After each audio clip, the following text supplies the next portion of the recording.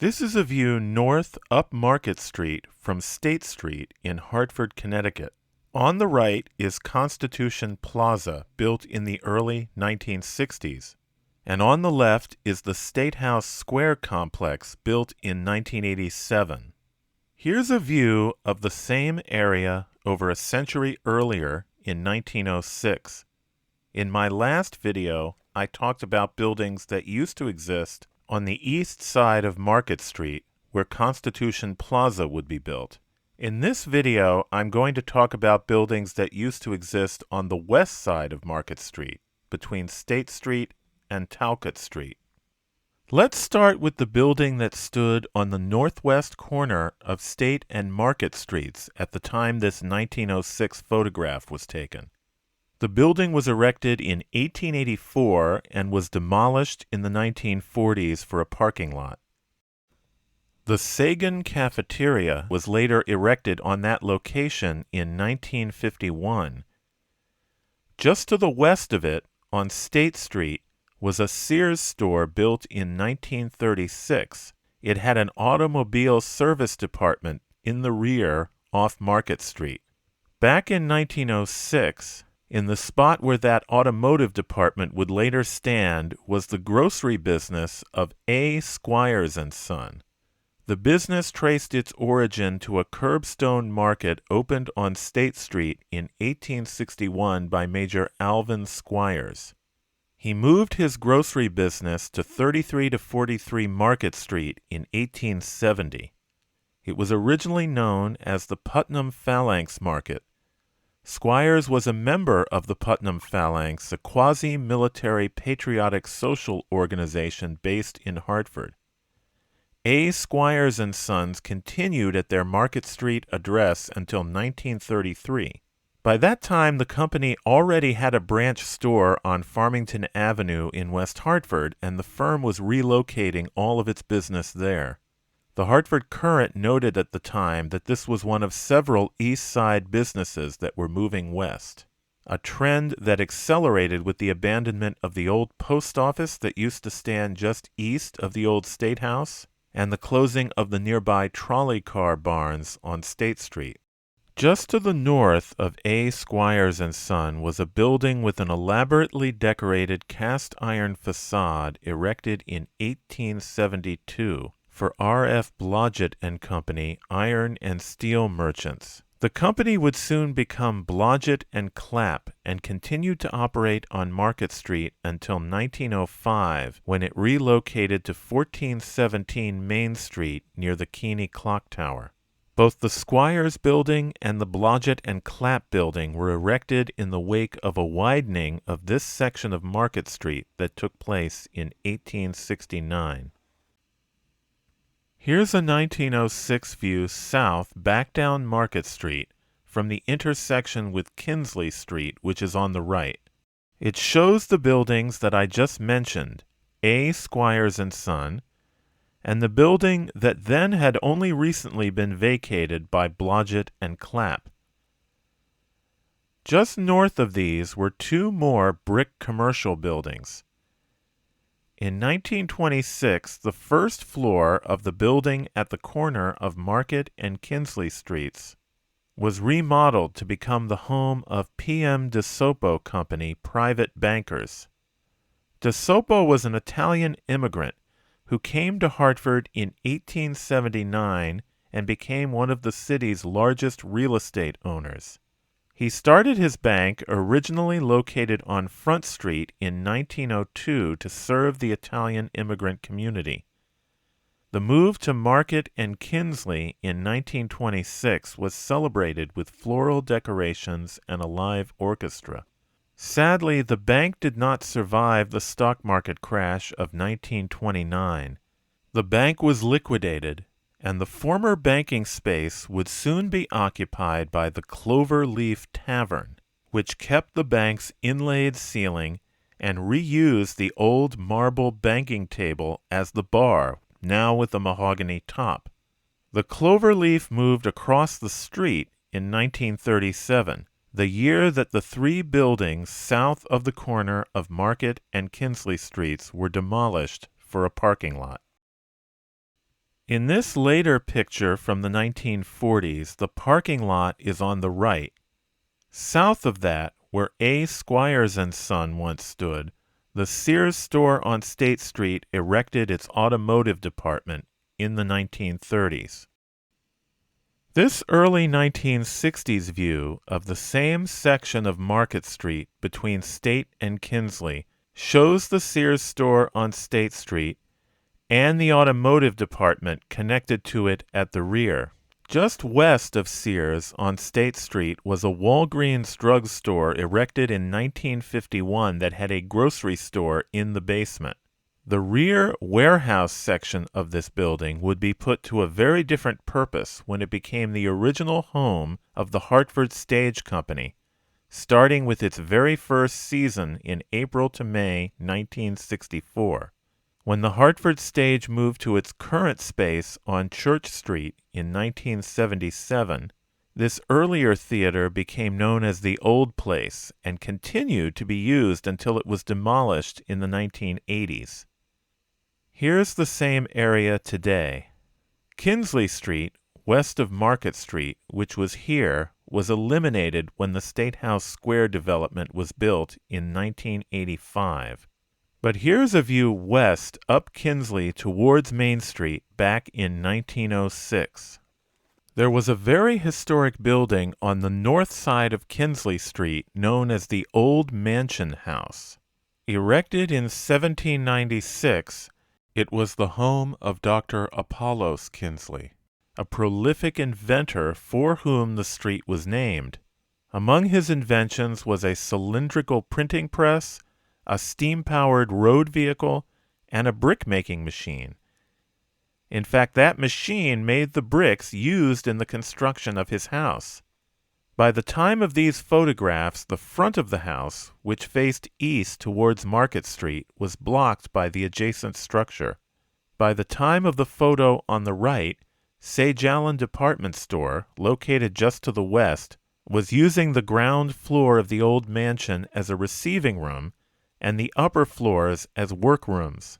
The company tore the building down in 1928. Here's the view up Kinsley Street in the 1890s, which shows the Kinsley Mansion.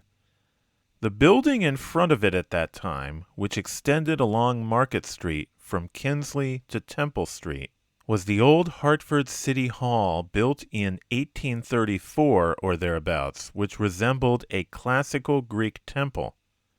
This picture from circa 1870 is a view northeast from the old State House. It shows the City Hall on Market Street and other notable buildings, including the former Baptist Church and the Warburton Chapel, which I both mentioned in my last video. In the distance is the Brown School, and in the foreground is the old Hartford National Bank on State Street, which was another Greek Revival building with columns. City Hall is also shown on the 1877 bird's-eye view of Hartford. It was an imposing building. The ground floor was used as a market. The large entrances there could accommodate wagons. It also housed the police lockup. The floor above had space for courtrooms and the city council offices, and the third floor had a large assembly hall. When the new state capitol building was erected in the 1870s, the city hall was moved into the old State House, and this building continued to be used as a police court. It was torn down in 1897 to make way for the city's new police headquarters building, designed by John J. Dwyer and opened in 1898. Here's another early view of the building. Here's the Hartford Police Department posing outside the building in 1901. In use for over half a century, the building witnessed many changes, going from the days of horse-drawn vehicles to the era of motorized transport, including early motorcycles. By the 1950s, the building was considered to be an antiquated fire trap. The police department moved out in 1955 and the building was demolished to make way for a parking lot for Sage Allen Department Store. Today, the area is occupied by apartments marketed to students called the Temple Street Townhouses, erected in 2006. Here's another 1906 view south down Market Street, with the 1898 police headquarters on the right. This postcard view is to the northwest. And here's a 1906 view west up Temple Street towards Main Street.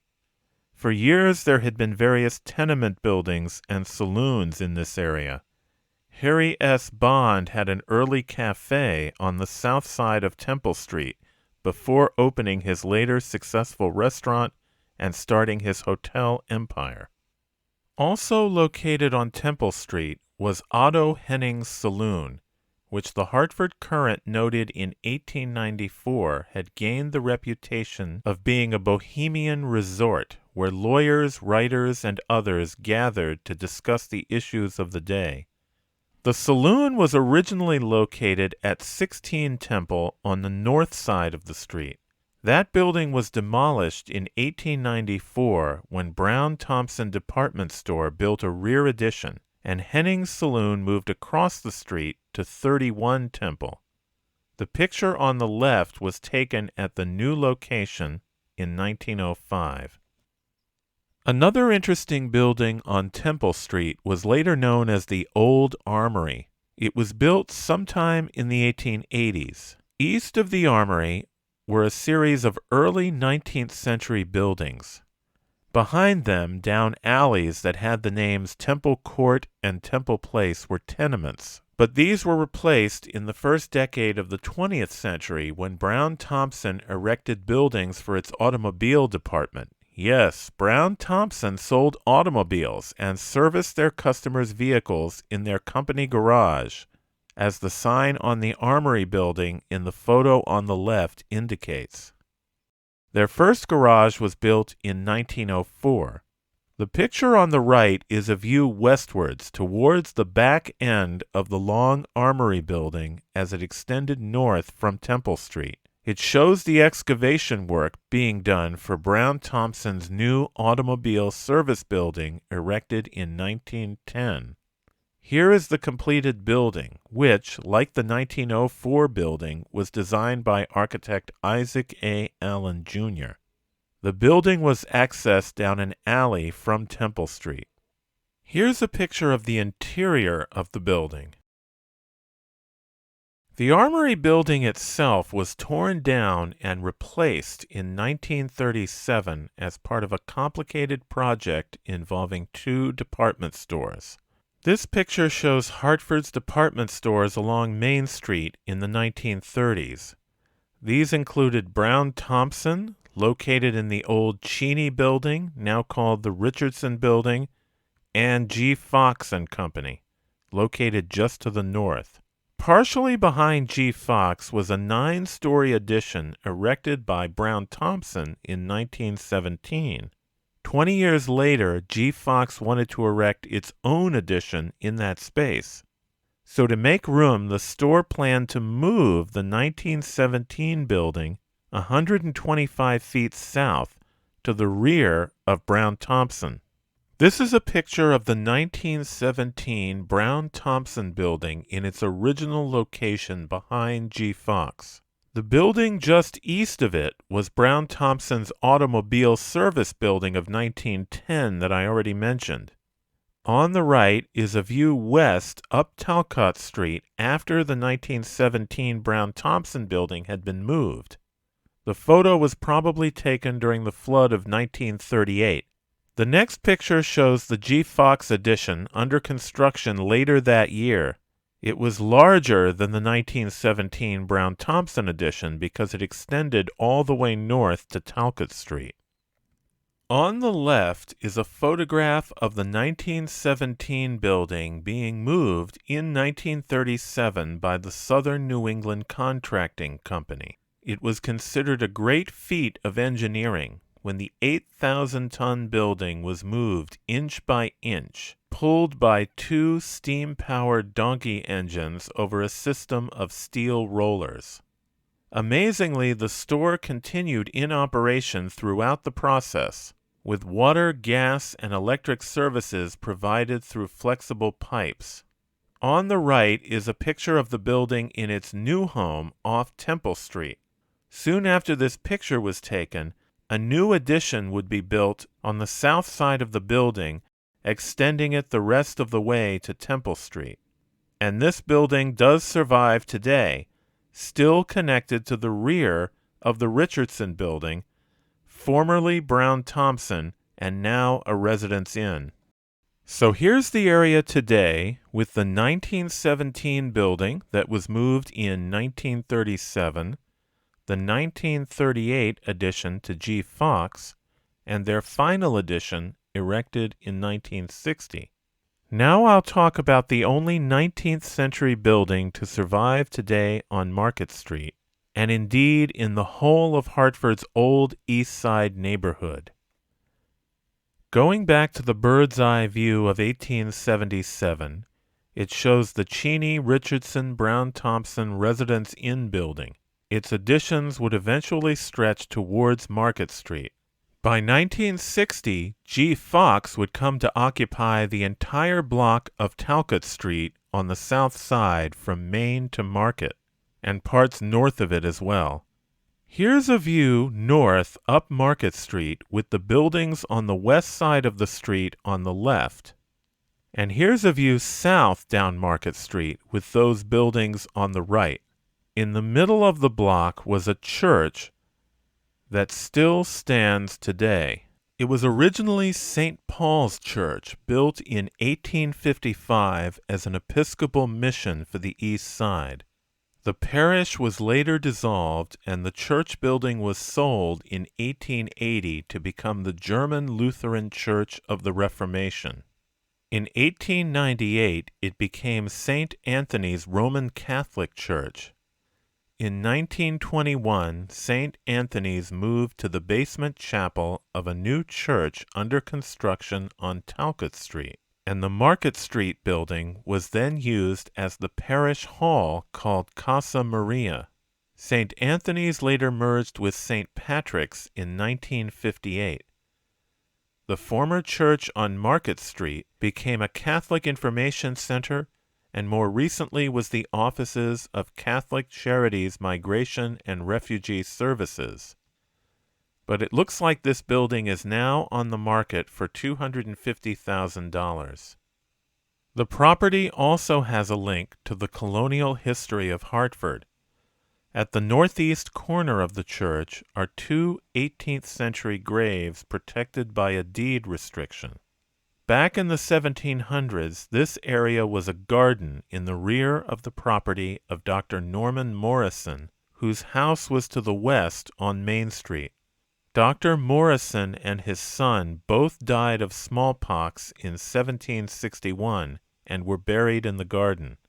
A Scottish-born physician, Morrison owned several properties across Connecticut. He was also involved in the slave trade, and at the time of his death, his estate included 31 enslaved people. This is a view of Market Street up Temple Street around 1960, when buildings on the east side of Market had been cleared to make way for the construction of Constitution Plaza.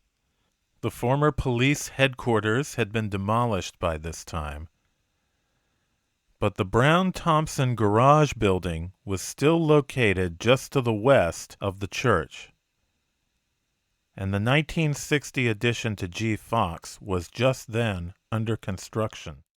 And here's a view of the same area back in 1906. And here's a before and after, the view up Talcott Street in 1938 before the G. Fox addition of that year was built, and the same vicinity today.